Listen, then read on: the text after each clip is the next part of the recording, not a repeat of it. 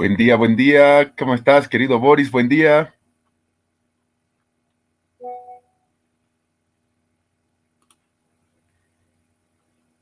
Buen día, Paul, buen día, doctor. Buen día. Bueno, ya recibido, así que ya vamos a ponernos, como se dice ya, en campaña Genial. para descargar y darle una buena revisadita, así que de una vez, así que bien, eso es Sí, buenísimo. sí. Pues me ha hecho sudar la gota gorda. Pero bueno, no importa.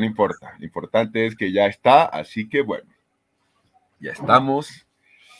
Así que bueno, ya avancemos porque ya, bueno, ahorita me imagino también se conectarán algunos, siempre es así. Sí, Y igual la clase grabada de principio a fin, no va a ser obviamente por este sábado, el siguiente, y ya luego la normalidad, ¿no? Por este tema del diplomado que estamos dando. no, está bien. Así, sí, Sería, ojalá podamos contar con ese material de ese diplomado para analizarlo para entrar el próximo año, ¿no? sí, yo te lo voy a pasar, no hay ningún problema. Te voy a pasar las Perfecto. diapositivas, al menos de mi módulo, obviamente.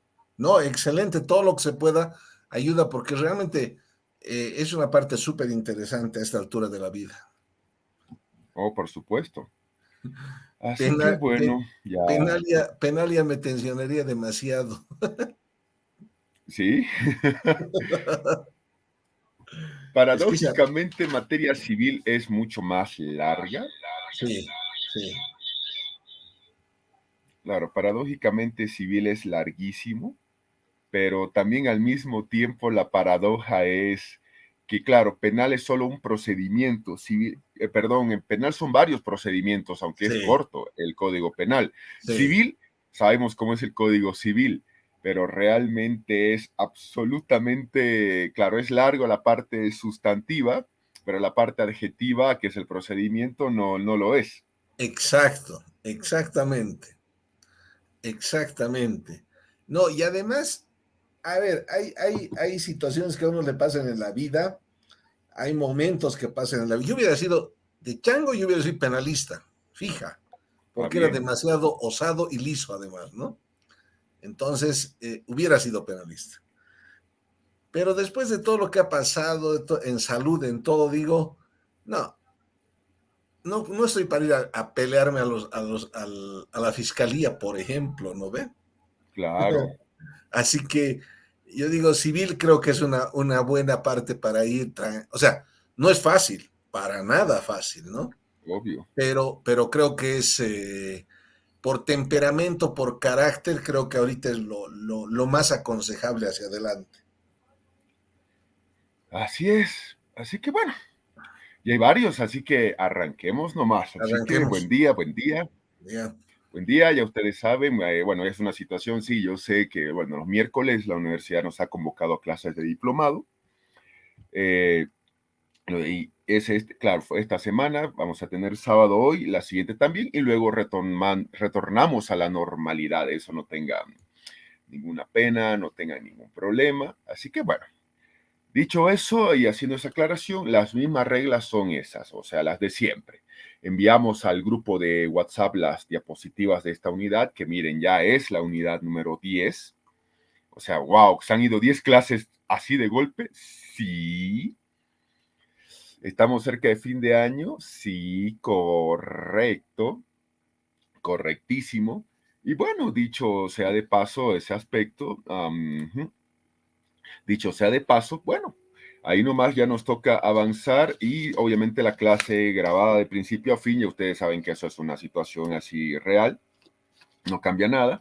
Así que por este sábado y el siguiente nos veremos acá y de ahí ya la normalidad, ¿no? Precisamente por lo que les comentaba y lo repito una vez más, la universidad nos ha convocado para impartir el tema de propiedad en el módulo de lo que es derecho civil, así que bueno, ahí estamos. Y como se dice, a lo que vinimos, por favor. Sí, a lo que vinimos, a lo que vinimos, a lo que vinimos. Así que pantalla completa y bueno, de una vez. El Estado. Ya estamos en la unidad 10, o sea, 10 clases. Sí, 10 clases. Estamos ya 14 de octubre, sí, así que uno dice, wow, ya estamos avanzando bastante, correcto. Así que bueno, aquí tenemos, por ejemplo, un mapa de Oceanía, ese mapa de Oceanía donde hay varios estados, obviamente, para darnos cuenta que, por supuesto, hay que entender y tener un concepto mucho más grande, inclusive de lo que es un estado. Primero que nada, hay que hacer una aclaración. La gente no sabe escribir estado en el objeto de nuestra unidad. La palabra estado como unidad que estamos viendo se escribe así, la primera con mayúscula, porque hablamos como sinónimo del país o del territorio independiente estado. Entonces, sí o sí, por favor, mucho más los que hagan tesis de ustedes, trabajo dirigido, proyecto de grado, ya saben cómo tienen que escribir estado, porque no estamos hablando del estado físico de alguien, del estado de la calle que es con minúscula la E. No, hablamos de estado con E mayúscula. Proviene del latín status y significa condición de ser de una cosa. La palabra estado la usamos bastante, aunque no creamos. El estatus de determinada organización, el estado físico de alguien, por ejemplo. Sí, sí, sí, el estatus de determinada organización, el estado físico de alguien. De manera simple, estado es la sociedad política y jurídicamente organizada. ¿Cada estado tiene sus habitantes? Sí. ¿Cada estado tiene esa gente que vamos a ver acá? Sí, correcto. ¿Que se organiza política y jurídicamente? Sí. Políticamente, obviamente, porque nos damos un régimen político. Ese régimen político, por supuesto, no es otro más que el cómo elegimos autoridades. ¿Quién va a gobernar el país? ¿Será un monarca? ¿Será que va a gobernarnos de mejor manera un presidente? Sí, sí, claro. Nosotros decidimos ese orden político. A eso nos referimos con que Estado es la sociedad políticamente organizada. Y jurídicamente, ¿por qué? Porque nos damos un orden jurídico. Así es, nos damos un orden jurídico. Y ese orden jurídico está a la cabeza de una constitución política del Estado. Así que bueno, eso es un aspecto importante. Cuya unidad, porque cada Estado en el mundo es una unidad, así es, se autogobierna, se autoimpone, se autodetermina frente a otros estados. Es decir, ¿tenemos un gobierno propio? Sí. ¿Elegido por nosotros? Sí. ¿Hay que imponer las decisiones? Sí, sí, claro. Imagínense tener un presidente o presidenta al cual nadie le haga absolutamente caso. No, pues el Estado no tendría absolutamente una razón de existir si no tienes alguien elegido por ti mismo que imponga decisiones y se autodetermina frente a otros estados, el principio de autodeterminación, que las decisiones que tomemos se respetan en la comunidad internacional. Obviamente en el marco de lo que es el derecho internacional, derechos humanos, porque sabemos que el país, Bolivia, no es una isla y que vivimos en un mundo globalizado y ese mundo también tiene sus reglas. Eso ya es algo evidente. Hasta el principio de autodeterminación tiene límites. Hay una comunidad internacional que tiene los límites y que regula los estados. Y que hay un orden también que los estados tienen que cumplir. Pero fuera de eso, hay que autogobernarnos, autoimponernos, autodeterminarnos. ¿Qué es el estado? Se le preguntó una vez a Joan Bodino. Y él, ¿qué dijo? De una definición un poquito larga, sí, pero es una definición absolutamente interesante, hay que señalar la definición que él ha dado. Es interesante, larga pero interesante al mismo tiempo. Es el conjunto de familias que forma la sociedad y de la sociedad nace el Estado. Por eso es, no es un concepto retrógrada decir que la familia es la base de la sociedad y a su vez del Estado. No, no lo es. Es un concepto que viene desde 1500 inclusive. ¿Qué es el Estado? El conjunto de familias que forma una sociedad y de la sociedad nace el Estado. Por ende, el Estado que es el gobierno de numerosas familias. El pater familia, decía Joan Bodino, que lo tenemos en imagen y en pantalla, el pater familia se convierte en ciudadano cuando sale de su casa y actúa en la calle en unión con otros padres de familia. También él decía que cuando esas diversas asociaciones formadas por padres de familia se unen por una autoridad soberana, se forma el Estado. Entonces, la agrupación de personas es el recto gobierno de familias, de numerosas familias, y eso a su vez es el Estado. Así de sencillo. Miren ustedes este concepto importante e interesante que nos da Juan Bodino. El conjunto de familias forma la sociedad y de esta nace el Estado. Esa agrupación de personas que obviamente es la base de un Estado, lo cual es un concepto que hasta el día de hoy se mantiene. Hasta el día de hoy no va a cambiar y no ha cambiado por si acaso. Ahora, hemos hecho una definición breve de lo que es el Estado. Sí, sí. Exactamente esa sociedad política y jurídicamente organizada cuya unidad se autogobierna, se autoimpone, se autodetermina frente a otros estados, que la base del Estado es la sociedad y la base de la sociedad son las familias, un concepto desde 1500 que se viene manejando. Pero ahora vamos a desglosar al Estado, por favor. Y el desglose se llama elementos constitutivos. Así es. Este desglose se llama elementos constitutivos.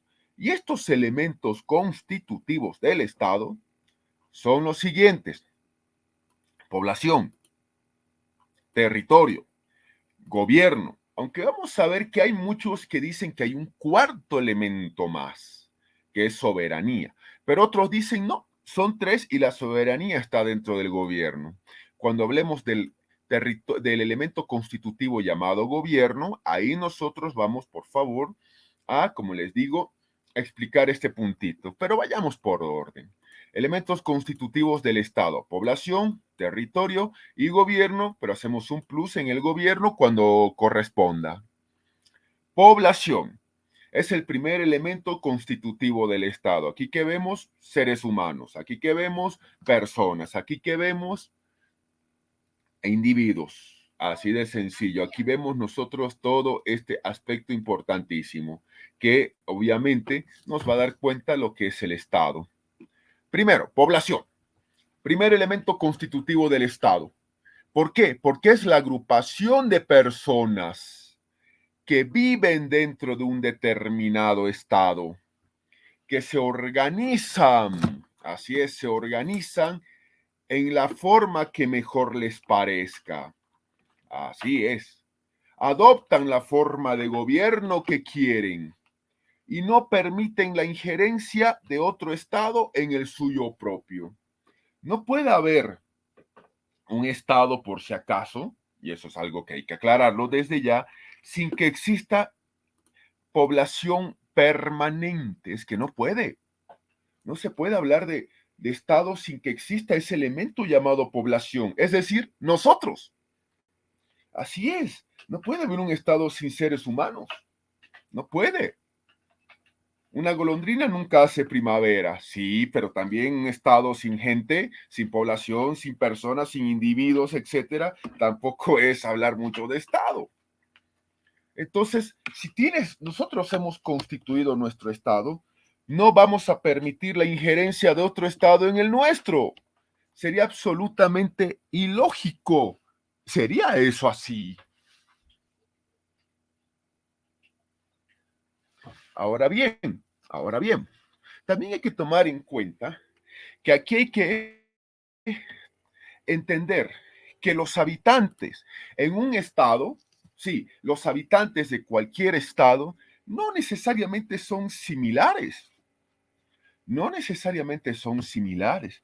Hay una situación de una clasificación. Hay. Así de sencillo.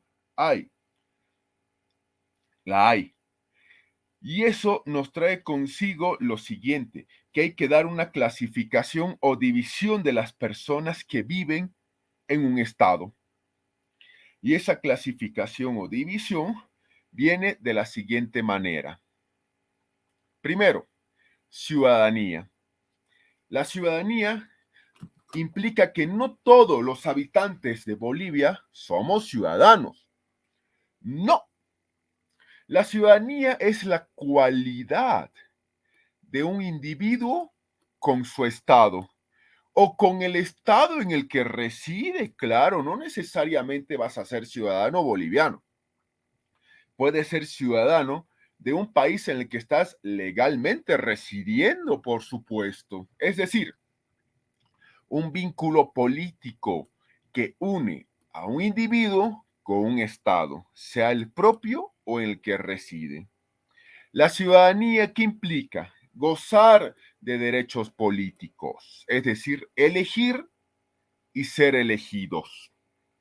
No se olviden ustedes lo siguiente, hay extranjeros en Bolivia que son ciudadanos.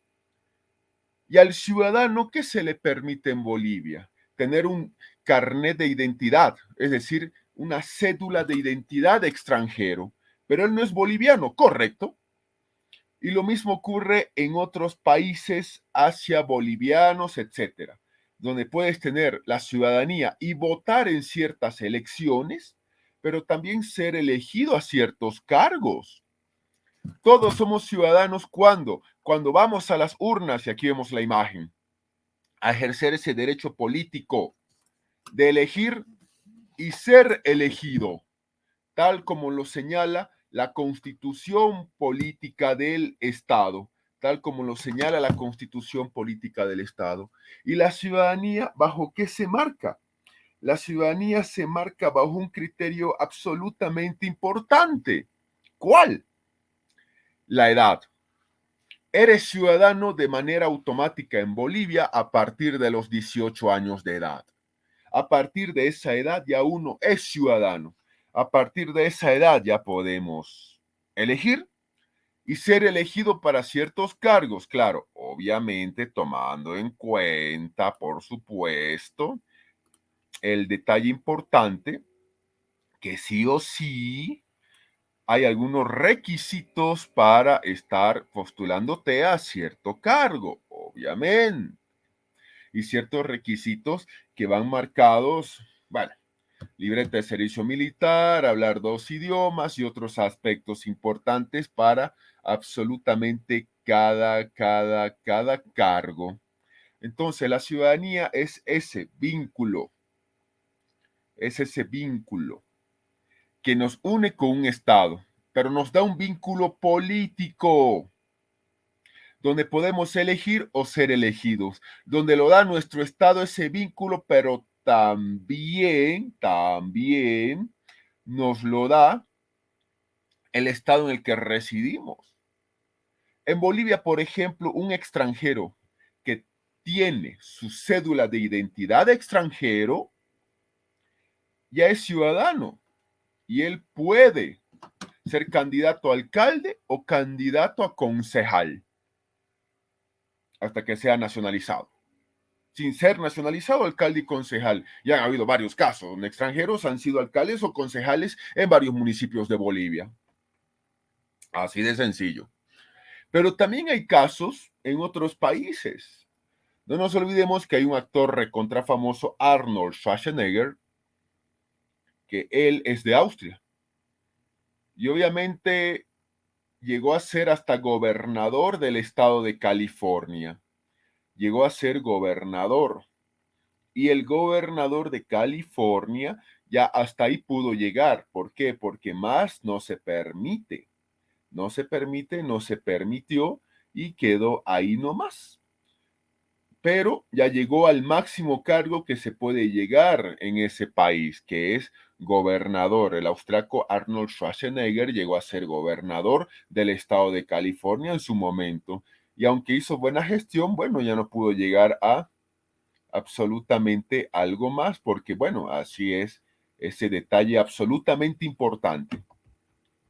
Ahora, esto es la ciudadanía, votar, ser elegidos, elegir, ser elegidos, ese vínculo político, gozar de esos derechos políticos, sí, correcto. Pero hay otro término que se aplica en la población de un estado, que es la nacionalidad. Y aquí tenemos que decir lo siguiente. En Bolivia, no todos los que viven en Bolivia son bolivianos. Y ustedes dirán, correcto.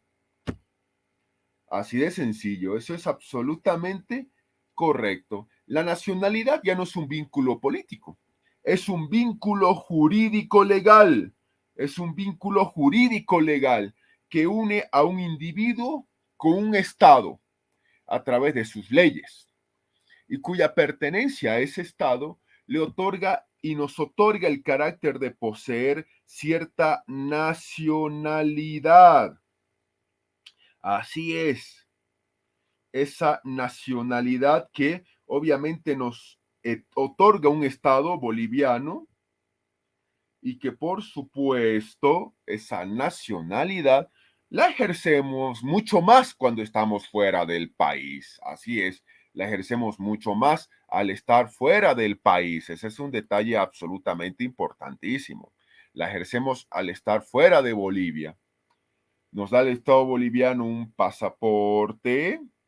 Sí, nos da un pasaporte que nos configura un criterio de la nacionalidad que estamos realizando. Así es, nos configura ese tema de la nacionalidad, pero también hay que entender que la nacionalidad que nosotros tenemos puede estar configurada por el lugar de nacimiento, somos bolivianos por el derecho de suelo, jus soli, o derecho de suelo, también por la sangre de nuestros padres, por eso es jus sanguini, el derecho de sangre, o por un criterio de naturalización. Sí, algunos le dicen la nacionalización del extranjero, aunque el término de la Constitución es naturalización, donde a través de la naturalización el extranjero que desea ser boliviano lo es y se convierte en boliviano, entonces y adquiere la nacionalidad boliviana. Entonces estos son aspectos también que hay que entender de que en Bolivia tenemos ciudadanos bolivianos, tenemos nacionales bolivianos, tenemos obviamente también extranjeros que no gozan ni de un aspecto ni de otro, pero no solo es Bolivia. Cualquier país del mundo tiene exactamente esta misma figura en todo sentido. Y los países establecen inclusive cuál es el criterio por el cual le van a dar la nacionalidad a X, Y o Z personas, así de sencillo. X, Y o Z persona. Así que ahí también tenemos esa respuesta absolutamente importantísima que estamos señalando acá. Así que bueno, dicho eso, ya sabemos entonces que el primer elemento constitutivo es población. Dichas personas que viven en un estado y que obviamente, eh, hay ciudadanos, sí, y al mismo tiempo hay nacionales, sí, correctísimo. Así que bien. Segundo elemento constitutivo del Estado, territorio. Aquí vemos en la pantalla el histórico territorio boliviano que se tuvo al nacer a la vida independiente, dicho 6 de agosto del año 1825. Ahí teníamos casi 3 millones de kilómetros cuadrados. Con el transcurso de los años nos quedamos tal como estamos al día de hoy en el territorio boliviano, perdiendo más de la mitad del territorio con el que nacimos a la vida independiente ese 6 de agosto de 1825. Y sí, esa es la situación, ¿no? Que nosotros perdimos más de la mitad del territorio con el que nacimos a la vida independiente a manos de los vecinos, pero bueno, eso ya son detalles que no se puede hacer absolutamente nada y ni modo. Hay que seguir nomás y ya está.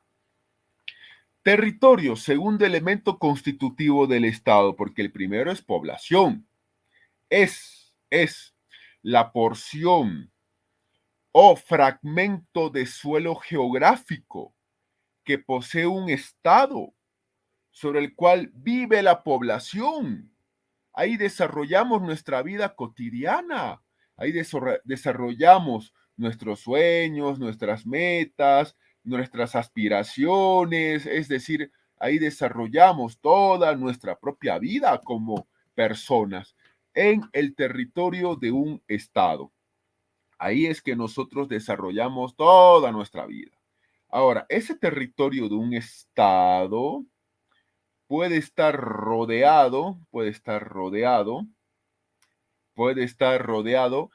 por otros países, como el caso boliviano también, paraguayo u otros que están rodeados por otros países.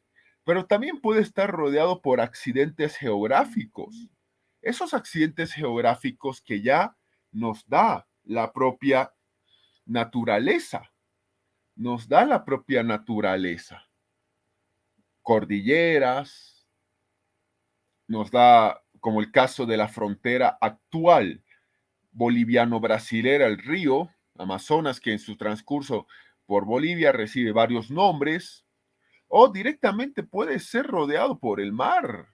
Muchísimas islas que tienen su territorio rodeado por el mar. Así es, rodeado por el mar. Así que bueno, ya nosotros sabemos ese aspecto también importante que estamos viendo y estamos hablando en todo sentido. Entonces, ahí está. El territorio nacional comprende el suelo, subsuelo, suelo donde estamos parados y se construyen las cosas, caminamos, transitamos, etcétera. Subsuelo, lo que está por debajo del suelo. A lo mejor hay riquezas de todo sentido, riquezas naturales, ya ese es otro aspecto importante. El sobresuelo, todo lo que construimos encima del suelo, también es parte del territorio del Estado, con todas las riquezas renovables que hay ahí, tanto renovables como no renovables, el espacio aéreo, hasta dónde termina la fuerza de la gravedad, hasta dónde termina la fuerza de la gravedad, hasta ahí, inclusive es el territorio de un estado, así de sencillo. Entonces, ahí nos encontramos con ese aspecto absolutamente importantísimo en todo esto. Y ya está. Ahora, el territorio de un estado tiene dos funciones. Una función negativa y una función positiva. La función negativa, ¿cuál es? La función negativa del estado es aquella en la que se circunscribe, se limita dentro de sus fronteras los límites de la actividad estatal y también la actividad de los extranjeros que viven dentro del territorio nacional. Así de sencillo. Entonces, ahí está ese aspecto importante, que se circunscribe la actividad del Estado. Ahí tenemos nosotros, por ejemplo, que, por ejemplo, el presidente de Bolivia, sea el que sea, por más poderoso que pueda llegar a ser, da una orden y la orden se tiene que cumplir hasta el límite de la frontera. ¿Por qué? Porque si cruzamos el límite ya es otro estado con otro presidente o presidenta y con otras órdenes en todo sentido. Así que bueno, ahí tenemos eso. Pero también la actividad de los extranjeros que vienen a un país se circunscribe a las reglas de ese país, obviamente. Entonces, ahí tenemos que tomar en cuenta que esa es la función negativa del territorio. Claro, no función negativa de nefasto, obviamente, a eso me refiero. Ahora, también hay que tomar en cuenta la función positiva del territorio. La función positiva es que es el asiento físico de la población. Sí, es el asiento físico de la población. La fuente fundamental de los recursos naturales que se necesita para salir adelante. Aunque hay países que no necesitan recursos porque no los necesitan, en serio. Pero el caso boliviano es que sí los tenemos. Y ahí es donde es el espacio geográfico donde tiene vigor el orden jurídico. En todo ese territorio se aplica, por supuesto, la respectiva realidad, la respectiva ley que necesitas poner en vigencia y que esa ley se tiene que cumplir, por supuesto, en el territorio de ese estado. A nivel político, el territorio de un estado es lo que se llama patria, que en castellano significa tierra de los padres. Sí, es un término latín por si acaso. Entonces, ahí tenemos también ese aspecto absolutamente importante al respecto. Tenemos ese aspecto de importancia. Y bueno, hasta ahí estamos bien entonces, en el territorio del Estado. Ahora, ¿el territorio es un elemento constitutivo del Estado? Sí. ¿Pero qué comprende el territorio? El territorio que comprende, comprende los siguientes 4 elementos. Tierra firme, aguas interiores, espacio aéreo, mar territorial. Sí, mar territorial. Sucede que Bolivia, claro, el mar territorial no se lo ve, no se lo estudia paradójicamente porque, bueno, no tenemos salida al mar y aunque siempre hemos querido tener salida al mar, pero no hemos estudiado en Bolivia el cómo vamos a llegar a tenerla. Así de simple. Y bueno, cosas que pasan en nuestra Bolivia, por supuesto. Así está. Entonces, tierra firme, suelo y subsuelo. Así de sencillo.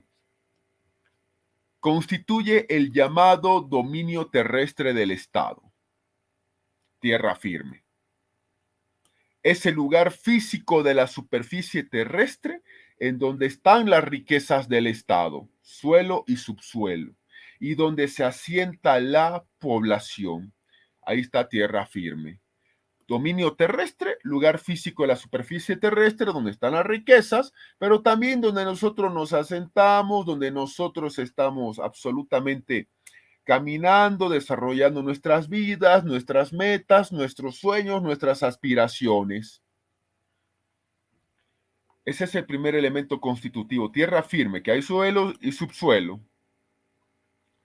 Aguas interiores, que está formada por ríos, bofedales, lagos, lagunas y todas las aguas que están al interior del estado, conjuntamente con el lecho, con el subsuelo y lo que está ahí dentro inclusive. Ahí vemos un bufeo, por ejemplo. Beniano, sí, ya es boliviano. Si hubiera riquezas debajo del agua, es riqueza del estado. Alrededor del río o del lago, de la laguna, etcétera, también es del estado, porque esto es lo que se llama aguas interiores. Lagos, claro, el caso del Titicaca es un caso interesante. ¿Por qué? Porque el caso del Titicaca es que el Titicaca es un lago binacional, pertenece a 2 naciones. Y como lago binacional, obviamente hay una partecita que es boliviana y una partecita más grandecita, hay que decirlo, que es peruana. 60% del lago, llamado Lago Mayor, pertenece o corresponde a la parte peruana y el lago menor, 40% ya es parte boliviana. Así que bueno, con eso ya estamos absolutamente bien al respecto. Espacio aéreo, llamado dominio aéreo del Estado. ¿Se imaginan que solamente el territorio de un Estado sea solamente tierra? Y que estemos ahorita tratando de dar una clase y un avión de un país cruza nuestro espacio aéreo sin permiso, otro avión cruza el otro espacio aéreo, es decir, toda una suerte, una situación de no tener orden, de no disponer de tu propio espacio aéreo, de que aviones de todos los países sin permiso de un estado absolutamente transiten, ¿en serio? Entonces, ahí también uno tiene que ponerse a pensar en lo que estamos viendo y lo que estamos hablando.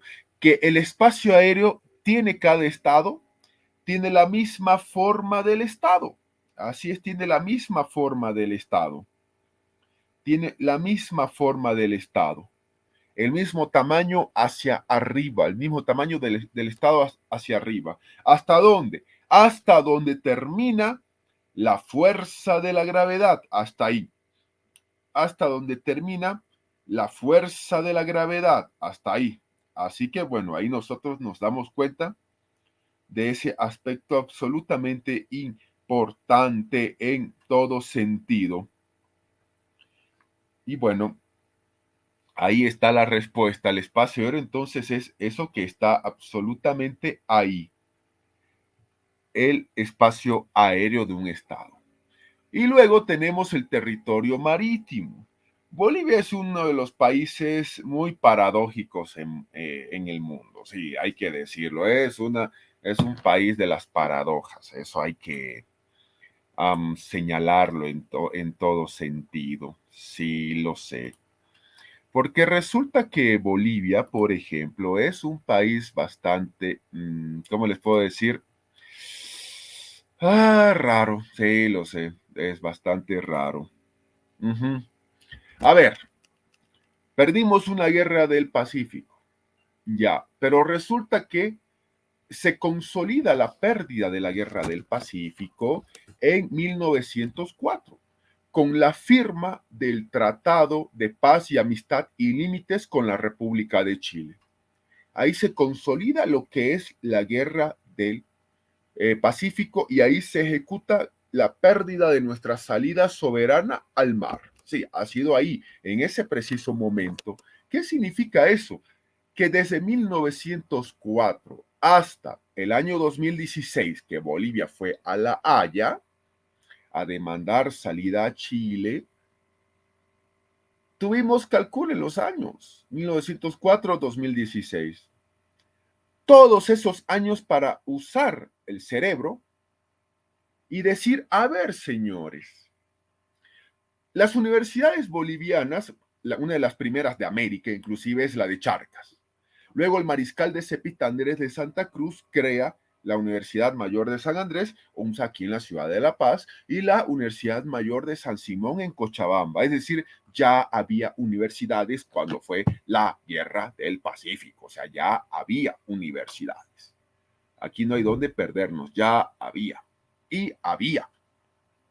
Entonces, desde 1904 hasta el año 2016, que fue el año donde ya fuimos a La Haya y sepultamos toda aspiración de salir al mar, calculen cuántos años. Y vamos a tener ahí la respuesta de qué pudimos haber hecho en Bolivia. Y en Bolivia lo que pudimos haber hecho era algo absolutamente, absolutamente básico. Pudimos haber puesto algo simple. Muy bien, señores, perdimos el mar, estamos en octubre de 1904. A partir de 1905, todas las facultades de Derecho van a enseñar la materia de Derecho Marítimo. Simple, Derecho Marítimo o Derecho del Mar. Sí, Derecho Marítimo o Derecho del Mar. Por ejemplo, libros peruanos que yo tengo de derecho o los libros de derecho del mar que yo tengo, me los he tenido que traer del Perú. Me los he tenido que traer del Perú. Porque Bolivia, que ha querido salir al mar, recuperar el mar con soberanía, y fuimos a La Haya y perdimos en La Haya, no se nos ocurrió a ninguno de los que gobernaron desde 1904 hasta el año 2016 decir, señores, pongan algo simple, la materia de derecho en las facultades de derecho. No hay derecho del mar en el pensum. Revisen. En la católica donde yo salí, hay, pero de manera optativa y nunca se abre la materia. O electiva, si ustedes quieren usar ese término. ¿Qué pasaba? Que ahí se podía haber aprendido conceptos básicos que hoy sábado voy a explicar de manera muy breve porque el objeto de esta unidad no es ese, lo siento. Y obviamente que alguno de ellos desde 1904 hasta el 2016 hubiera habido algún boliviano que realmente no sé, pues hubiera hecho alguna tesis de derecho para recuperar la salida soberana al mar, Sí, la probabilidad era más alta a que no hubiera existido si es que una materia en derecho no se hubiera dado. Simple, lógica simple. Así de sencillo. Entonces, ¿queríamos salir al mar? Sí. ¿Recuperar el mar? Sí. Pero, ¿saben qué? Nunca se le ocurrió a ningún gobernante decir pongamos derecho del mar en un pensum de derecho y que sea obligatoria la materia. No. Alguno podía haber dicho, a ver, voy a despertar interés y hacer una tesis y no sé, pues hacer algo más. Sí. ¿Se hizo? No. ¿Ya es tarde? Bastante tarde. Demasiado tarde. Ya no hay forma, jurídicamente hablando, ni nacional ni internacionalmente, de ir a una recuperación del mar. O quizás sí la hay y ya estamos muy cuadrados nosotros en esa idea. No lo sabemos. Pero sí les puedo decir que la posibilidad de que hubiéramos podido tener una salida al mar hubiera sido más elevada. No he dicho que íbamos a tener salida así. No, no, no. Hubiera sido más alta que no. Entonces, bueno, ese aspecto es importante. Territorio marítimo. Para empezar, miren ustedes, el territorio de un estado es tierra firme, aguas interiores, espacio aéreo, mar territorial. Y el mar territorial es una de las partes importantes porque Bolivia perdió su mar territorial oficialmente desde 1904.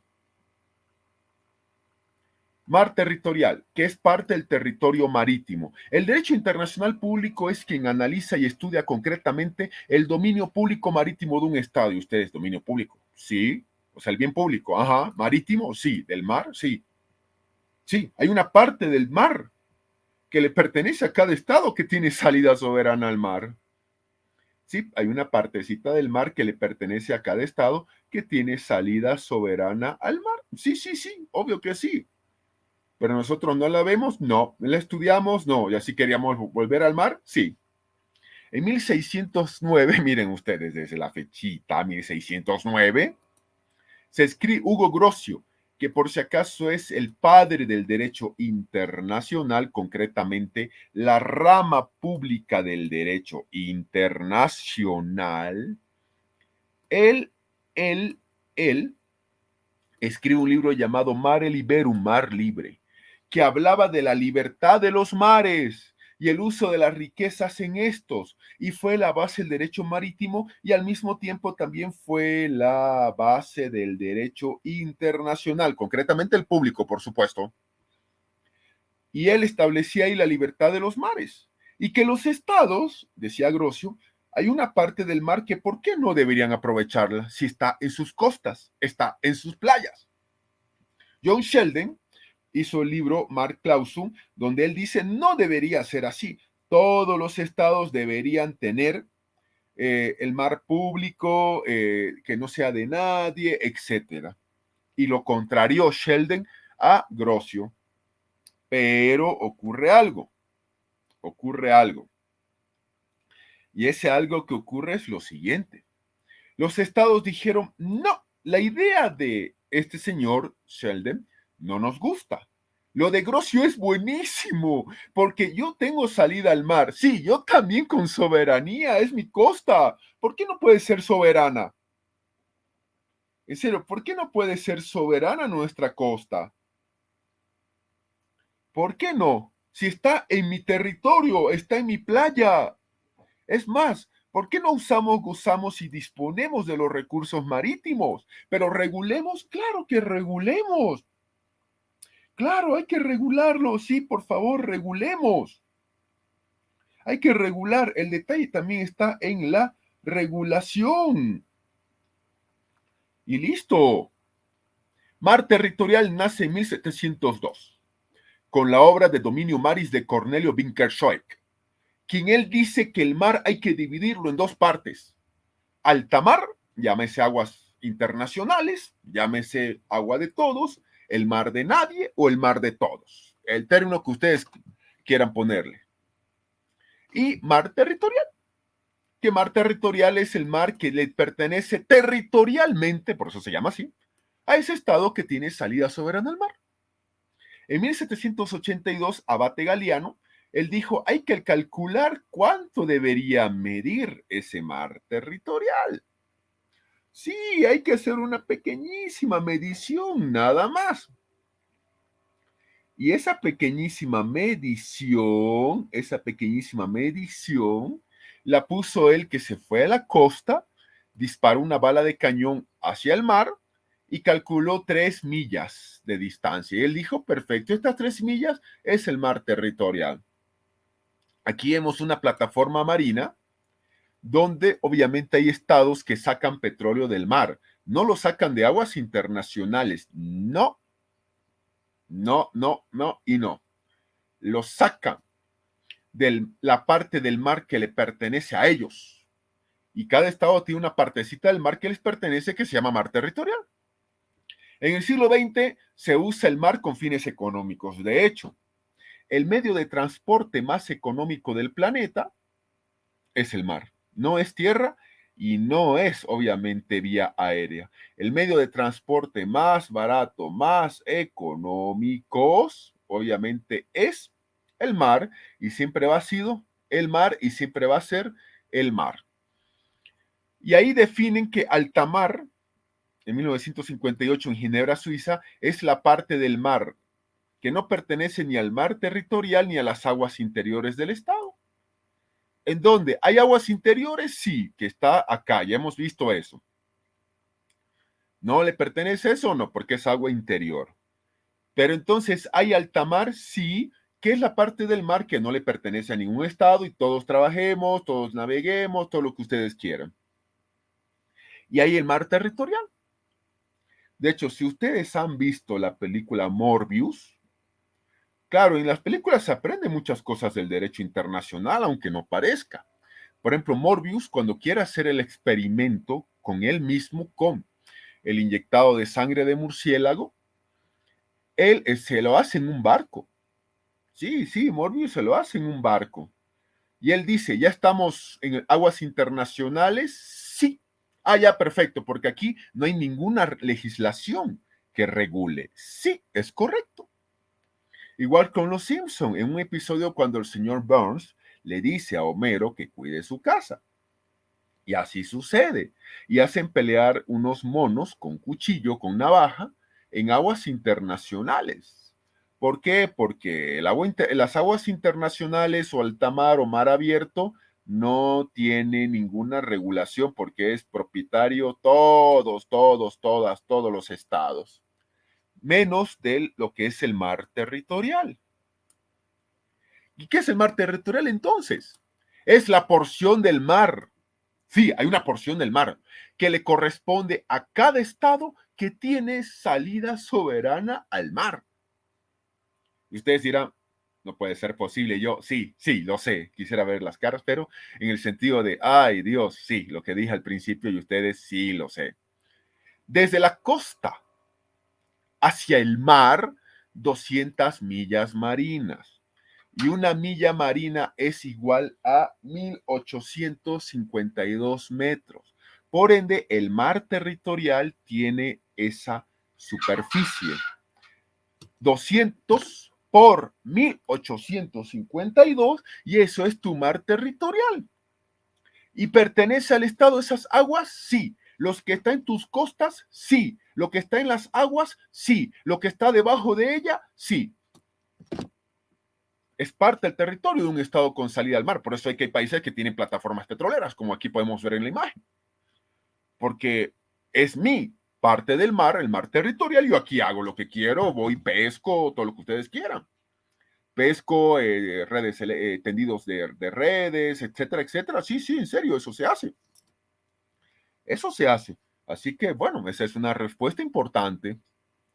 Dentro de estas 200 millas marinas, 200 por 1852, eso es el mar territorial, el estado costero, es decir, el que tiene costa, soberanamente, por supuesto, no estamos hablando de otra cosa, tiene derecho a muchas cosas. Primero, a ejercer soberanía sobre los recursos que ahí existan en esa parte del mar. tiene derecho a ejercer soberanía en el sentido mismo de la palabra soberanía, por supuesto. En el sentido mismo de la palabra soberanía, porque esa parte del mar es su mar. 2. Posee jurisdicción para establecer qué cosa. Cualquier tipo de maquinaria, cualquier tipo de instalaciones, cualquier tipo de estructura. Simple. 3. Investigación científica marítima. Claro, puedes investigar en tu propio mar territorial. Comportamiento de los peces, comportamiento de, no sé, ballenas, etcétera, etcétera, etcétera, etcétera. Y hablando de eso, claro, 4. Protección y preservación del medio marítimo y del medio marino. Claro, también puedes pescar, sí, sí, claro, muchos países usan eso para pescar, por ejemplo, sí, sí, sí, pescan, sí. También, por ejemplo, el caso argentino es interesante. Hay países como Japón, por ejemplo, que cazan ballenas en su mar territorial. Japón es un país que tiene salida al mar, de hecho es un conjunto de islas. El caso argentino es lo opuesto a los japoneses, aunque no lo crean. Sí, sí, en serio. Argentina tiene una ley hace bastante tiempo atrás, donde Argentina ha dispuesto que en el mar territorial argentino o aguas territoriales argentinas, la caza de ballena es prohibida. Y que si hubiera buques que van a cazar ballenas llamados arponeros, sí, sí, arponeros, la Armada Argentina tiene todo el derecho de seguir el protocolo internacional y abrir fuego inclusive. Lo que está sucediendo, muchos problemas. ¿Por qué? Porque si ustedes revisan noticias, hay muchos buques chinos que ingresan ilegalmente al territorio argentino, al mar territorial argentino, a querer y persiguiendo a las ballenas. Entonces, obviamente los argentinos las protegen. Ustedes dirán, ¿y qué pasa si esa ballenita sale de ese límite marcado por una boya? Si se llama boya, lo que marca el límite del mar territorial hacia el mar abierto. Ni modo, Argentina no tiene jurisdicción y ni ningún país sobre todo el mar abierto o alta mar. Y ustedes, ouch, sí, ya sabemos la respuesta en todo eso. Migración y aduana. Claro, migración y aduana.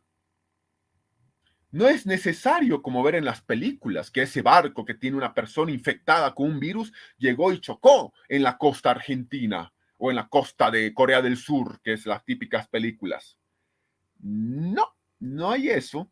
Directamente en las boyas, que es el límite de tu mar territorial con tu alta mar, están ahí en el lado obviamente que le corresponde al mar territorial, los barcos de migración o aduana. Y lo más importante es que ahí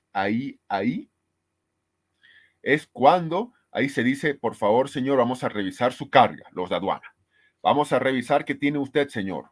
Por favor, esto es un mensaje de advertencia, luces de advertencia. Deténgase, párese aquí, no quiere parar, lanzaremos, de acuerdo al protocolo internacional, el primer disparo de advertencia. Señor, si no hace caso al disparo de advertencia, procederemos a hundir a su barco. Mis disculpas. Y otros, y muchos dirán, ouch, yo les voy a decir, sí lo sabemos, sí lo sé. Y ustedes dirán, esto nunca nos enseñaron en las universidades. Sí, lo sé, a mí tampoco.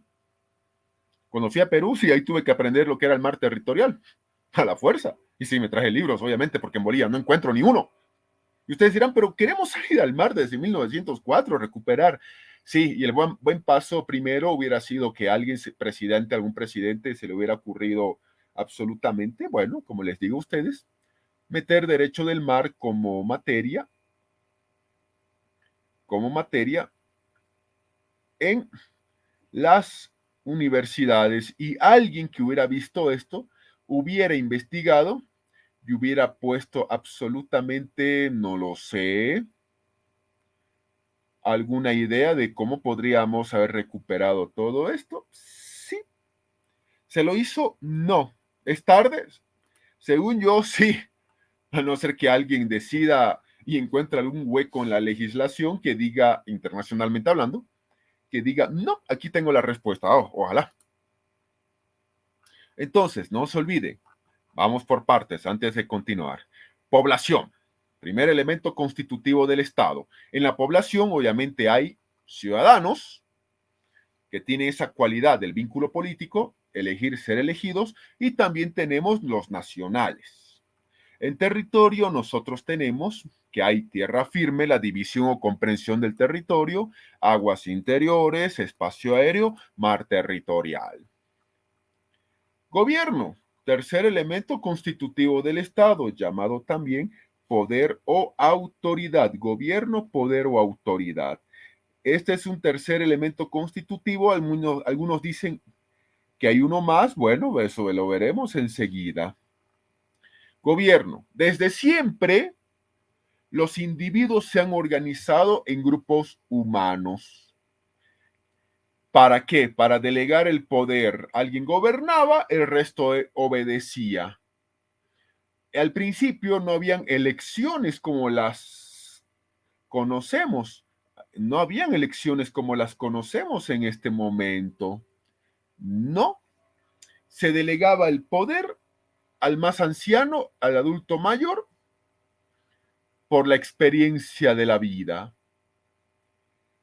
O directamente también al más sabio o al más fuerte para que nos protegiese.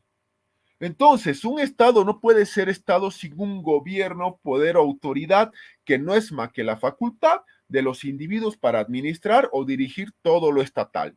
Facultad que el mismo pueblo le ha otorgado. Así es, el mismo pueblo ha otorgado a esta persona para que nos dirija.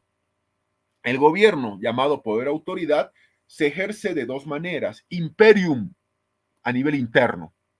Es decir, que el gobernante tiene la facultad, el gobernante, de tomar medidas que afecten la vida de las personas. Como fue el caso, por ejemplo, de la expresidenta Yanine Áñez. Un día dice, señores, aquí un virus, no sabemos de qué es el virus. Cuarentena rígida. Y ella ejerció el poder de imperium. Otro presidente va a decir, no, hay que subir los impuestos. Tengo la facultad del imperium para hacerlo. Bueno, así nomás. Y a nivel externo, el gobierno se ejerce como soberanía nacional, que es la facultad de estar a la par a nivel de igualdad frente a otros estados sin importar el tamaño territorial o ciertas condiciones ni nada por el estilo. Así de simple. Así de sencillo. Para muchos, la soberanía tiene que ser un cuarto elemento constitutivo aparte del gobierno. Y bueno, eso ya lo vamos a dejar, como se dice, a criterio de cada uno, porque es una clasificación que muchos la aceptan, otros no la están aceptando, pero bueno, no importa. No importa ese puntito importante. Así que bueno, ahí tenemos ese detalle. Ahora, formas de Estado. Hay dos formas de cómo son los estados. El Estado unitario y el Estado federal y variantes. Así es, hay dos formas de cómo es un Estado. El Estado unitario y el Estado federal y variantes. El Estado unitario. La primera forma de Estado es el unitario que vamos a ver. Aquí tenemos el mapa actual de Bolivia porque Bolivia es un Estado unitario. ¿Qué significa ser un Estado unitario? Posee estos caracteres. Primero, el poder público está centralizado. ¿Dónde? Aquí en Bolivia, La Paz. Bolivia es uno de los pocos países donde tenemos una disyuntiva respecto a capital o sede de gobierno. No es el único caso, por si acaso.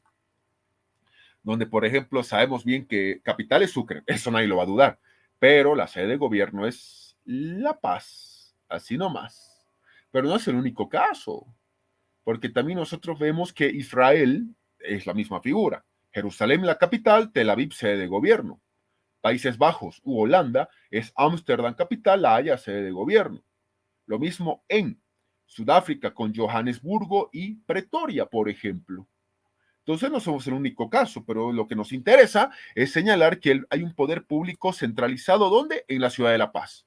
Desde aquí, la ciudad de La Paz, se toma todas las decisiones a nombre y representación de todo un país y sus, no sé, 11 millones, 11 millones y medio de personas o 12 millones somos. Bueno, al año lo sabremos con el censo. Mientras tanto, especulamos en la cantidad. Dos, unidad de la jerarquía administrativa en todo el país. Todo el país tiene 9 departamentos, como lo vemos en pantalla. La máxima autoridad de cada uno de los departamentos es gobernador. ¿Cómo se lo elige? El voto popular. Y el mismo día de paso. Los municipios eligen alcaldes. ¿Quiénes? Todos los municipios de Bolivia. El mismo día de paso. Desde Achacachi, pasando por Guatajata, Bermejo, Yacuiba, Portachuelo, Porongo, Santa Cruz de la Sierra, Riberalta, Puerto Rico, Empando, etcétera. Todos es la misma figura. Y hay obviamente unidad del ordenamiento jurídico. Si bien es cierto que cada departamento, Santa Cruz, Beni, etcétera, pueden realizar sus leyes departamentales, sí, pueden realizar sus leyes departamentales, hay que tomar en cuenta lo siguiente, que Bolivia es un país donde la legislación principal es del nivel central del Estado porque somos un país unitario, así de sencillo. Somos un país unitario. Y ese país unitario tiene un solo código penal, un solo código civil, un solo código de comercio, así por ejemplo. Entonces tenemos ese aspecto importantísimo que estamos viendo acá. Entonces, obviamente hay poder público centralizado. Sí. Unidad de la jerarquía administrativa, sí. Unidad del ordenamiento jurídico, sí. Entonces, todo eso significa e implica que está en la Constitución Política del Estado de esa manera, que dice en su artículo 1 que Bolivia es un Estado unitario, social, de derecho, plurinacional, comunitario, etcétera. Pero lo que nos interesa es lo que está en negrilla. Somos un Estado unitario. Ahora, el Estado puede ser unitario, obviamente, centralizado o descentralizado. Cuando es un Estado centralizado, el nivel central del Estado acapara todas las funciones y atribuciones del poder. Las regiones quedan sin poder de decisión, que es lo que pasaba en Bolivia hasta hace varios años atrás, donde, en serio, no es chiste, antes de la participación popular de la década de los 90, por ejemplo, los municipios eran adorno, no podían asfaltar o empedrar una calle, esperaban todos a que el nivel central del Estado lo haga. ¿Cómo puede ser posible eso? Pues así era, aunque no crea o aunque no parezca. Así era, simple, directo y sencillo. Así era. Y dejaba el nivel central o centralismo sin poder de decisión a las regiones. En el segundo caso, lo que es el Estado descentralizado, la administración la delegamos a entidades territoriales para que tomen decisiones en sus propios lugares. ¿Por qué de una ciudad tienen que tomar decisión para otra ciudad? No, pues cada uno tiene su propia realidad, su propia visión, su propia identidad. Exacto. El municipio cruceño de Portachuelo no tiene por qué pensar igual al municipio de Achacachi, ni uno decidir en favor del otro o en contra. Así de simple. Entonces, la centralización del poder no es mala hasta cierto punto. Todos los países tienen un grado de centralización del poder. El problema, ¿cuál es? Que en Bolivia nos vamos a los extremos. Oh, fantástico. Siempre a los extremos, sí.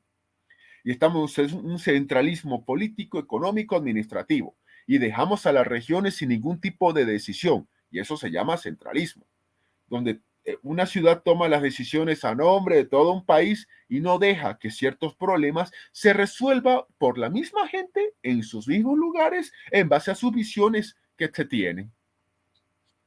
Los estados unitarios, porque estamos viendo el estado unitario, poseen normas nacionales vigentes a lo largo y ancho del territorio nacional. Ya sabemos nosotros, un solo código penal, un solo código civil, un solo código de comercio, una sola ley de esto, que ley de lo otro, la ley 348, que la ley tanto, etcétera. mantiene en los diversos departamentos o provincias la misma estructura jerárquica de la administración pública. Como les decía hace rato, La Paz hay un gobernador, sí. La ciudad tiene un alcalde, sí. Y en Santa Cruz la misma figura. Y el poder siempre está concentrado o en la capital o, como es el caso boliviano, la sede de gobierno. En la sede de gobierno de Bolivia está el órgano legislativo, el ejecutivo y el electoral. Y en la ciudad de Sucre solamente, que es capital de Bolivia, solamente está el órgano judicial. Un detalle no menos minúsculo en todo esto. Ahora vamos al Estado federal y variante. Primero el federalismo, hay que hablar del federalismo. El federalismo supone una coalición de estados dentro de un estado. Paradójico e interesante decirlo. Estados dentro de un estado, sí. Cada uno es libre de hacer sus propias leyes, sí. Elegir a sus autoridades, sí, correcto. ¿Se administran como si fuera un estado libre? Sí, pero están dentro de un estado nacional, llámese Estados Unidos, Suiza, Bélgica, Alemania, Rusia, por ejemplo, por mencionar algunos que se nos vino a la mente. ¿Hay una sola constitución en estos países? Sí, hay una constitución nacional y acatan de cumplir las decisiones del nivel central. Se separan las decisiones. Unas decisiones en el federalismo las va a tomar el nivel central. Por ejemplo, los temas internacionales los tiene que ver el Estado con sede en Washington, con sede en Bruselas, con sede en Berlín, etc. Seguridad nacional, obviamente. Fuerzas Armadas, el nivel central. Es decir, no es que el Estado desaparece como tal. No. Solo que se redefine. La moneda la adopta el nivel central para todo el país. El tipo de cambio y otros aspectos que interesen a más de un Estado, correcto, lo adopta el Estado. Pero deja que cada uno de los estados tenga sus propias leyes, sus propias normas, su propia costumbre, etcétera. Cada uno de los estados es soberano, pero delega al Estado central una parte de su soberanía. Así de sencillo, hablamos de soberanía.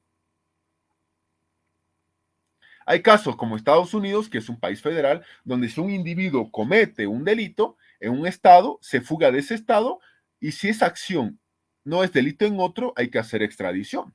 En Bolivia, si cometes un delito en la ciudad de La Paz, llegamos hasta Santa Cruz y la misma patrulla policía nos persigue y nos trae de regreso a La Paz. Allá no es así. ¿Por qué? Porque es un sistema federal. En Estados Unidos, algunos países sostienen como pena máxima, el caso de Texas, el estado de Texas, a la pena capital. Otros no la sostienen y no la aprueban. Cadena perpetua, etcétera, etcétera. Así de sencillo. Hay estados como Nevada, cuya capital es Las Vegas, que sí se permite el matrimonio entre personas del mismo sexo. En otros dicen no. Y esta diversidad se debe a que es un estado federal. Pero obviamente hay un presidente en Washington, hay un congreso en Washington, D.C., correcto. Con atribuciones, sí, de todo el país, correcto. Y listo. ¿Quién establece las reglas? La propia constitución política de cada estado. Es quien establece las reglas respectivas. Entonces, la primera variante del federalismo es el Estado federal como tal. La segunda es la confederación. La agrupación de estados soberanos que forman uno solo, hacen un acuerdo. A nivel externo son un solo estado. Aquí podemos ver el mapa de la Confederación Perú-Bolivia y la bandera de la Confederación Perú-Bolivia. ¿Se rigen por sus propias normas internamente cada estado? Sí, correcto. De hecho, Perú tenía un presidente, el Nor Perú, Sur Perú, así se dividía Perú en esa época. Bolivia tenía un presidente, correcto. Y había un presidente de la Confederación que se llamaba Supremo Protector, que era el mariscal de Cepita, Andrés de Santa Cruz y Calahumana. Que obviamente ese presidente era el Supremo Protector. Entonces, ¿había un parlamento peruano? Sí. ¿Uno boliviano? Correcto. Y obviamente había una bandera boliviana, sí, el escudo boliviano, sí, todo tranquilo, no pasaba nada, pero a nivel externo éramos uno solo. Pero a nivel interno había algunas cosas que se nos parecían. Bolivia tenía su ejército, Perú también, y la mezcla de ambos era el famoso ejército confederado. Federación, el mejor ejemplo es la Federación Rusa. Sí, Rusia es una federación, es un estado federal. un acuerdo de estados o provincias para hacer un solo estado federal, por la voluntad constitucional y por la constitución política del estado como Rusia. ¿Cuáles son las diferencias? Eso es importante, porque uno tiene que entender lo siguiente, hay diferencias. Para empezar, el tema de la confederación y la federación es que en la confederación los estados tienen el derecho de declarar nula la confederación y separarse, sí. El mariscal de Cepita Andrés de Santa Cruz fue derrotado en la batalla de Yungay por los chilenos. ¿Y qué dijeron bolivianos y peruanos? Hasta aquí llegamos, gracias, adiós, hasta luego, hasta nunca, listo, se acabó. En la federación no hay ese derecho de separarse de la federación. Todos los estados que son parte de Rusia serán parte de Rusia para siempre. Así es, para siempre. De hecho, hasta el día de hoy siguen los conflictos entre rusos y chechenios. Chechenia es una de las repúblicas rusas. Sí, allá adentro se llama repúblicas, paradójico. Que tienen su presidente y todo. Y sí, se llama presidente dentro de Rusia. Entonces, Chechenia es una república rusa musulmana frente a la mayoría ortodoxa y han emprendido una guerra muy fuerte para separarse de Rusia, pero obviamente ya están en una federación y no corresponde el derecho de separarse. Si Rusia hubiera sido una confederación, hubiera sido muy diferente. La única confederación vigente en el mundo hasta el día de hoy, al menos de nombre, es Suiza. De hecho, se llama Confederación Helvetia. Y Helvetia, obviamente, en nuestro idioma significa Suiza. Sí, en serio, se llama Helvetia, Suiza. En una confederación, hay un parlamento de la confederación, correcto, aprueban una ley. Bolivia puede decir, a ver, esta ley no es para nosotros, es para ustedes peruanos. Sí, cierto. Y pueden directamente no aplicarla, no aplicarla en el país que dice no es para nosotros esta ley de la confederación, así de sencillo. No es para nosotros. En la federación todo se aplica por igual. Clases de Estado. Sí, clases de Estado. A nivel histórico se han dado muchas clases de Estado, desde el Estado de poder, de derecho, social de derecho, democrática de derecho y constitucional. Ya hemos visto los elementos constitutivos del Estado, población, territorio y gobierno, que muchos agregan soberanía. Hemos visto las formas de Estado, unitario y federal. El Estado unitario puede ser centralizado o descentralizado. Y el federalismo es Estado federal, federación y confederación. Ahora hay que ver las clases de Estado que se han dado a lo largo del transcurso de la historia política mundial. Y hay que describir ellos por qué. No solamente porque te pueden llegar a preguntar y si lo van a hacer en tu examen de grado, sino para ver también el mejor camino que la humanidad ha adoptado y que podemos adoptar, así de sencillo. Así que a ver, veremos y obviamente veremos todo eso. Muy bien. Primero, la primera clase de estado que vamos a ver nosotros es el estado de poder. Así es, el estado de poder. El estado de poder. Entonces, el estado de poder, ¿qué significa? Primero, aquí está la imagen de Nicolás Maquiavelo, escritor y político italiano del Renacimiento, que creó un preconcepto de lo que viene a ser el estado de poder, porque según él, el Estado no es para los ciudadanos, sino los ciudadanos somos para el Estado. ¿Y quién lo dirija? El príncipe, sí, por eso se llama el príncipe su obra maestra. Debe ser un personaje que no solamente sirva al pueblo como gobernante que es, sino que debe servir al Estado, mantenerlo en lo más alto, no importando si comete actos de crueldad, injusticia, asesinatos a quienes atenten contra su integridad. Lo que importa es el Estado, su soberanía e independencia. Así de sencillo. Su soberanía e independencia es lo que más importa. Para Maquiavelo, la finalidad de la política es conservar e incrementar el poder. ¿Y cuál es la medida para apreciarla? El mayor o el menor éxito que tú estás obteniendo. Que una política sea cruel, desleal, injusta. Es cosa que no tiene importancia mientras tú consigas éxito. Maquiavelo era totalmente contrario a la religión y a la moral, asegurando que éstas no deben mezclarse nunca con la política, sino que tenían que estar separadas. Y Maquiavelo logró su separación. Lo consiguió. Gracias a esa separación es que Maquiavelo es el padre de la denominada ciencia política o teoría del Estado. Sí, Maquiavelo es el padre de la ciencia política o teoría del Estado. Sí, Maquiavelo lo es. Nicolás Maquiavelo es el padre de ello. Así que bueno, ahí tenemos ese aspecto importante. También decía que quien tuviera la fuerza tendría el derecho de su lado, porque según Maquiavelo, no la fuerza del derecho, sino el derecho de la fuerza. No la fuerza del derecho, sino el derecho de la fuerza. Conocido por el príncipe, este es un póster francés por si acaso, describe 3 modos de conservar un Estado. Sí, 3 modos de conservar un Estado que hasta antes de ser adquirido estaba acostumbrado a vivir en libertad ese Estado. Lo primero, destruirlo. Bueno, si quieres conservar un Estado, destrúyelo, así de sencillo. 2, radícate en él. Sí, vive en él. Y por último, déjalo vivir por sus leyes. Que un gobierno, que tenga un gobierno propio por un corto número de personas, que se encargue de velar por la conquista, claro, no te preocupes de eso. No hay nada mejor para conservar, si se quiere, decía Maquiavelo, una ciudad que estaba acostumbrada a vivir libre, que hacerla gobernar por sus mismos ciudadanos.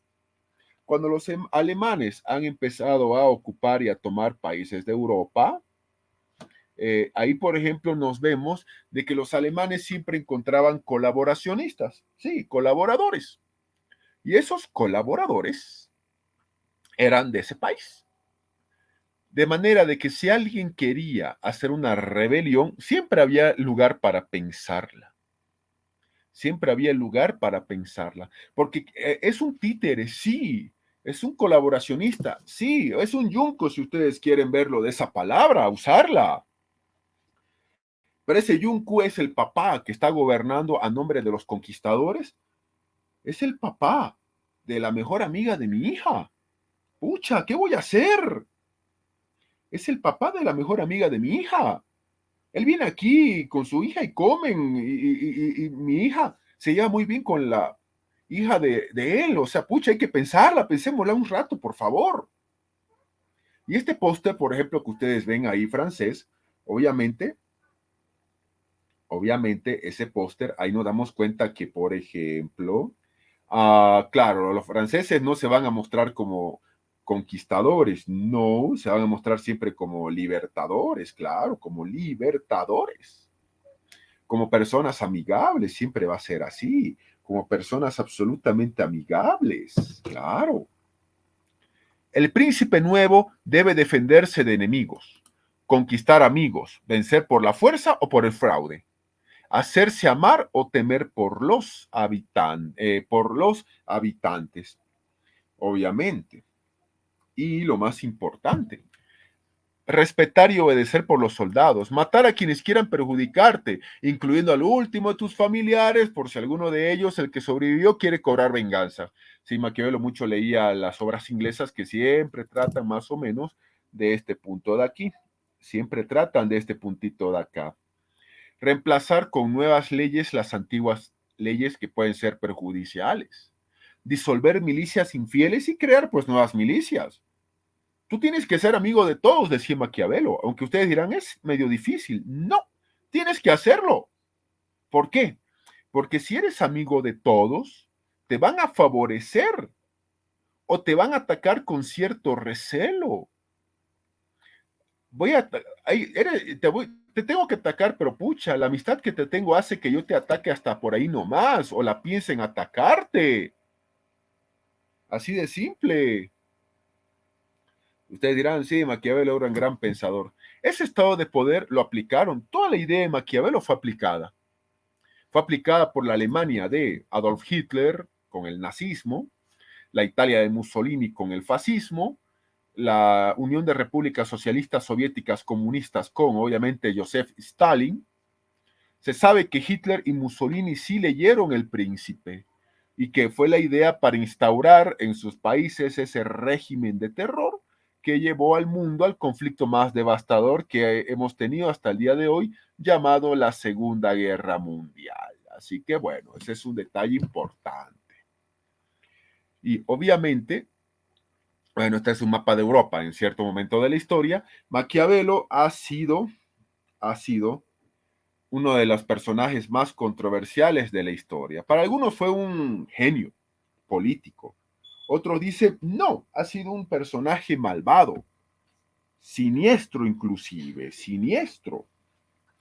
Lo cierto es que en su época, no es por justificarlo, Italia no era el país que nosotros vemos en el mapa, no solo, no, estaba dividido en muchísimos estados, en serio, hasta microestados. Y eso lo impulsó a él a escribir El Príncipe. Pasó a los anales de la humanidad con su frase, el fin justifica los medios. Aunque para muchos no la dijo él. Muchos dicen que fue Napoleón el que la dijo, allá por 1800.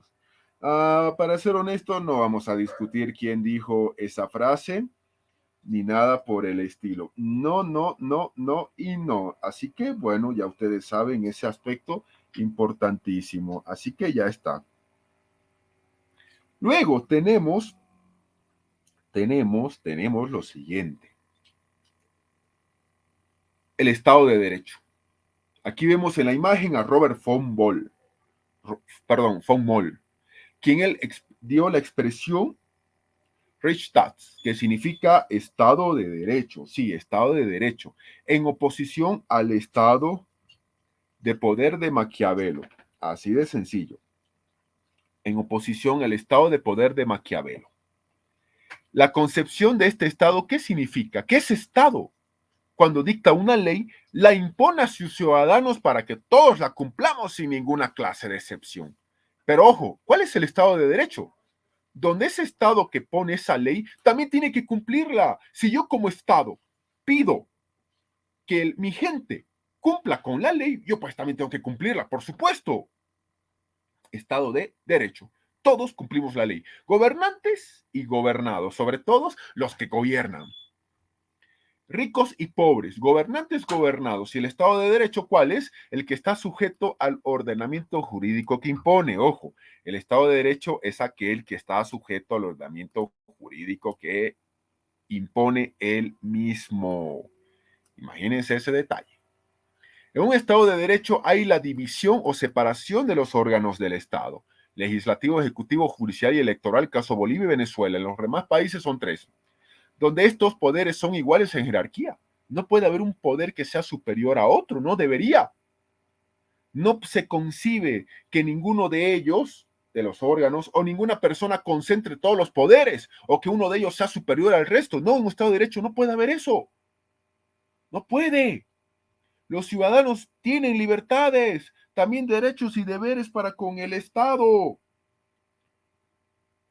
Y aquí en elecciones hay una fórmula importante. Un ciudadano, un voto. No hay absolutamente dónde perderse. Un ciudadano, un voto. Aquí no es que yo, por ser el dueño de Bolivia, ser el hombre más millonario de este país, voy a tener, quiero que me den 50 votos, 50 papeletas, por favor. ¿Por qué, señor? ¿Sabes que tengo más dinero que todos los que están en este lugar? Bien por usted, señor. Pero no le vamos a dar 50 papeletas. ¿Por qué? Tengo dinero, puedo comprarme todo el país si quiero. ¿Por qué estamos en un Estado de Derecho? Y en un Estado de Derecho la fórmula es un ciudadano, un voto. Así que usted tiene su papeleta, una sola, marque, deposite y retírese. ¿Y por qué mi obrero está delante mío en la fila? Yo quiero estar adelante. No. ¿Usted tiene discapacidad, señor? No. ¿Por qué? Entonces no tiene lugar de preferencia en el voto. Mil disculpas. Y detrás de su obrero, con todo el placer del mundo, puede estar tranquilito ahí atrás de él haciendo fila. hasta que abramos la mesa. Gracias. ¿Qué cosa? Sí. Sin embargo, en esta frasecita de acá, que el Estado de Derecho es aquel que está sujeto al ordenamiento jurídico que impone, se aplica la norma, se aplica la frasecita hecha la ley, hecha la trampa. Se aplica eso. Hecha la ley, hecha la trampa. Y sí, correcto. ¿Por qué? Porque el Estado de Derecho, que es aquel donde, que es aquel donde, que es aquel en el que nosotros vemos, que por ejemplo,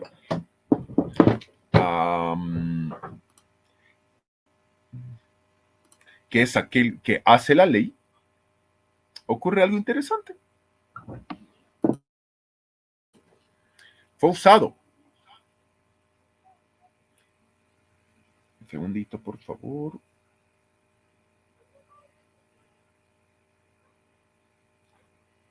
Fue usado por las clases sociales altas, poderosas, para imponer las leyes que ellos querían. ¿Por qué? Porque no se olviden lo siguiente.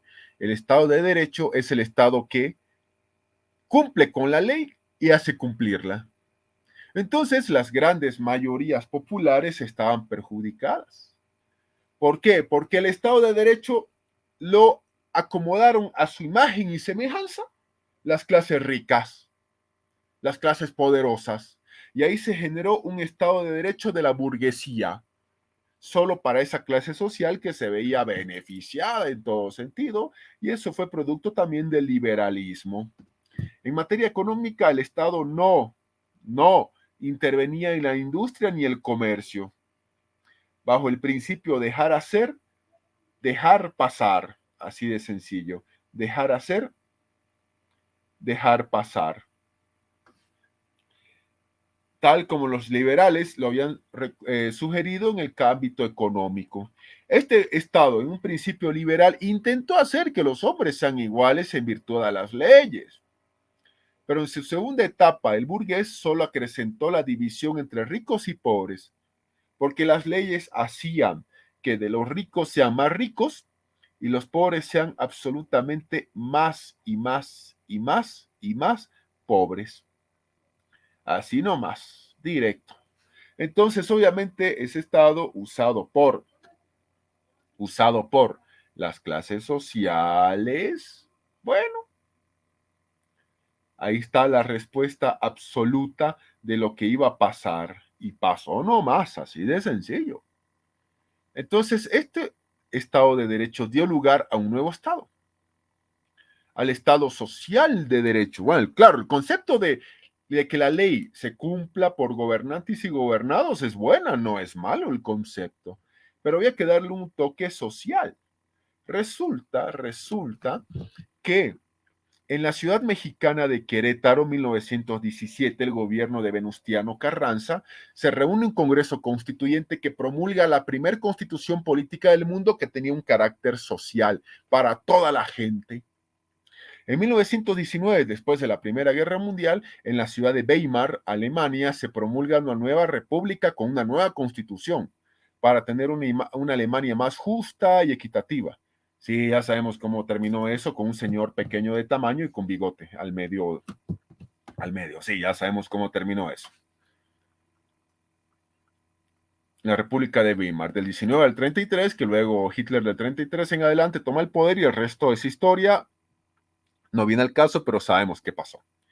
Con estas dos constituciones se forma el llamado constitucionalismo social.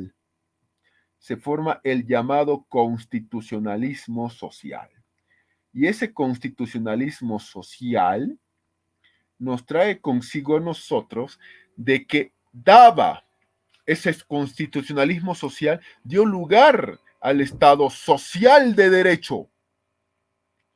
¿Para qué? Para dar protección primordial a los derechos sociales y colectivos de nosotros. ¿Todos tenemos derechos sociales? Sí. ¿Y el Estado es quien tiene que proteger esos derechos? Sí, por supuesto. La soberanía popular reside en el pueblo y el propio Estado tiene que encargarse de que nosotros, los humanos, tengamos un futuro más humano, más digno, así de sencillo. No es que se hayan menoscabado los derechos individuales, sino que había que definir cuáles eran los derechos individuales, cuáles eran los derechos colectivos y, bueno, un Estado social de derecho, así nomás. Solamente después de la Revolución Mexicana, Constitución de Querétaro, y después de la Constitución Alemana de Weimar de 1919, las leyes en el mundo reconocen varios derechos sociales o colectivos. Derechos a la sindicalización, a la huelga, jornada máxima de trabajo que al principio era 12 horas, el salario mínimo obligatorio, lo que en Bolivia se llama el mínimo nacional, que apenas alcanzaba para la subsistencia del obrero individual, pero ya era una conquista al fin, porque antes de eso todas las relaciones eran: yo te pago esto por 10, 15 horas de trabajo, el Estado no regula, lo tomas o lo dejas. Yo te voy a pagar $2 por todo el día de trabajo, elígeme, porque el de al lado te paga $1 por 20 horas de trabajo, lo siento, tú decides. Estado democrático de derecho. La anterior constitución política boliviana, la que fue abrogada para que ingrese en vigencia la actual constitución, nos decía en su artículo 1, parágrafo 2, que Bolivia es un estado social y democrático de derecho, que sostiene como valores superiores de su ordenamiento jurídico libertad, igualdad y la justicia. Sin lugar a dudas, la concepción de que un Estado se basa en el respeto a la ley, Estado de Derecho, y a la democracia, Estado democrático, suena bien.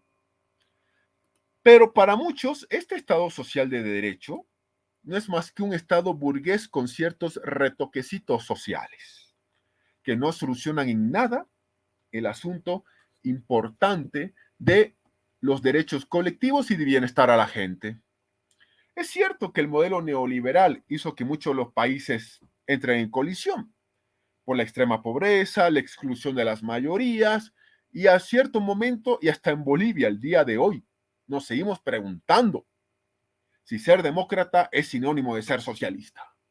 Porque obviamente, desde este año, Argentina, hasta el 2025, Bolivia, van a haber muchos países donde o van a consolidar el sistema populista para dar paso al socialismo o no. Eso ya va a depender de la voluntad de la gente y muchos estamos atentos, haciendo un pequeño paréntesis, en lo que vaya a suceder en este mes en las elecciones que se van a realizar en la vecina República Argentina. El Estado democrático de derecho tiene que ser hoy un Estado de estructura económica socialista, sostiene Elías Díaz García, que está aquí su imagen, uno de los partidarios de este tipo de Estado. Según él, en nuestros tiempos, según él, el socialismo y la democracia tienen que ir de la mano. Coinciden que para hacer el Estado democrático de derecho, que es el que estamos viendo en este momento, tiene que hacerlo mediante el ejercicio de los derechos y libertades del hombre. Ese es el Estado democrático de derecho. Luego tenemos el último tipo de Estado, el Estado constitucional. Este tipo de Estado tiene un fundamento histórico, pues nos referimos a la sujeción de un Estado a la constitución política del Estado. Sí, el Estado constitucional es aquel en el que se sostiene el Estado en su accionar teórico y práctico, gobernantes y gobernados, a lo que diga tu constitución política del Estado, ni más ni menos. ¿Y cuál es el rol que tiene el Tribunal Constitucional? Porque el Tribunal Constitucional es y debería ser el guardián de la Constitución, el garante constitucional, el contralor constitucional, el que va a resguardar los derechos y garantías que establece la propia Constitución y que nadie debe violar la Constitución. Si no la violan, es un Estado constitucional. Si la respetan, por supuesto que también. Linares Quintana, citado por Osorio en su diccionario, dice que el Estado constitucional se caracteriza por garantizar la libertad como finalidad suprema y última del Estado, la libertad, por limitar y fiscalizar el poder del Estado por medio de su división en razón de materia. El poder tiene que tener límites, claro que tiene que tener. Hay una delgada línea entre el poder del que gobierna y nuestros derechos. Si el poder nuestro del que gobierna crece, lógica simple, nuestros derechos disminuyen. Así de simple y sencillo. ¿Y cuál es la división en razón de materia? La división que hay de manera natural de los órganos del Estado. Que no puede haber un solo órgano que concentre todos los órganos del Estado consigo. No puede, no debería. Porque si pasara eso, retrocederíamos a una época anterior a 1215 inclusive. Así de sencillo. Y a veces también del derecho, esa división que hay del derecho. Entre otras características que derivan de la Constitución generalmente escrita, por la cual el Estado debe y tiene que regirse.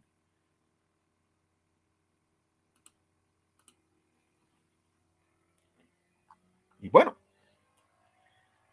en este momento es en el que, por favor, si hay consultas, preguntas o comentarios, adelante, por favor. Como se dice, somos todo oídos. Adelante, si consulta, duda, pregunta en esta jornada que es para nosotros. Obviamente esta reprogramación está llegando al fin. Aclarando también, eso es bueno señalar antes, aclarando por favor lo siguiente, que no se olviden que también la siguiente clase va a ser el sábado porque yo también tengo que impartir ese diplomado el siguiente viernes que viene. No, el siguiente viernes. Hoy sábado es excepcional, sí, con autorización de la universidad. El siguiente también, y ahí retornamos a nuestros miércoles normales, tranquilos, no tengan pena de eso, por favor. Eso les pido con esa aclaración, porque obviamente el diplomado que estamos haciendo es para nuestra universidad. Y ustedes cuando sean abogados, accedan a los planes, a los programas de posgrado de la universidad, van a tener buenos precios, inclusive por ser, obviamente, de la casa. Así que ahora sí, adelante, por favor. Buen día, doctor. Buen día. Una consulta, lo que me quería que me quede claro. Perdón, en el tema de alta mar, es por eso, bueno, se da mucho en el rubro farmacéutico, por ejemplo, el tema de que llevan medicamentos vencidos y los mantienen en alta mar para cambiar fechas, ¿no? Y vuelven a meterlos al mercado. ¿Eso significa que en alta mar directamente es libre albedrío, tierra de nadie? O bueno, en este caso, agua de nadie. Así tal cual. Tal cual, la respuesta es la siguiente. Sí hay una regulación de alta mar. Pero ¿sabes cuál es la regulación de alta mar? La libertad de los mares. Nada más es la regulación. La famosa libertad de los mares. ¿En qué consiste la libertad de los mares? Primero, a tu ejemplo, de manera clara y directa, no hay una regulación, porque no puede haber un país o todo un planeta que regule lo que pasa en cada gotita de agua que es del alta mar. Así que la respuesta ya ahí la estoy dando. Segundo, sí hay regulación. La regulación va por el derecho a la libertad de navegación o libertad de los mares. Todos los países del mundo, tengan o no salida soberana al mar, tienen el derecho de navegar con sus buques con bandera por todo el alta mar. Ustedes dirán, oh, wow, qué gran regulación. Sí, correcto. Y el ejemplo que dabas, Boris, es absolutamente correcto porque no hay una regulación como tal. La regulación que yo les doy es la libertad de los mares. Es la libertad de los mares. Por ejemplo, hay países mediterráneos en el mundo. Llámese Bolivia, Paraguay. Bolivia y Paraguay son los dos únicos en América, pero en otros países hay, obviamente. Hay, por supuesto. Etiopía no tiene salida al mar desde que nació Eritrea. San Marino, por ejemplo, por mencionar a la propia Suiza, Austria, etcétera, etcétera, etcétera, etcétera. Entonces, Mongolia en Asia, etcétera.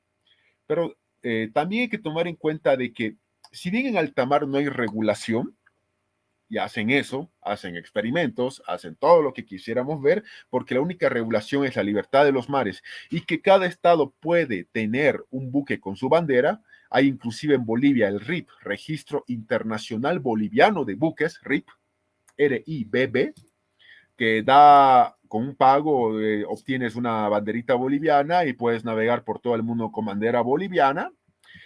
Claro, la regulación no va a alta mar, la regulación va a, estoy compartiendo pantalla por si acaso para que se entienda la respuesta, la regulación va a un punto simple y básico.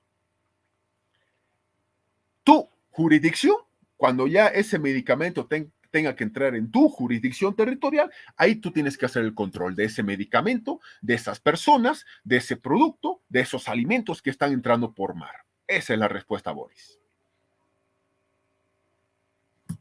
Ok, gracias, doctor. ¿Alguien más? ¿Alguna otra consulta, duda?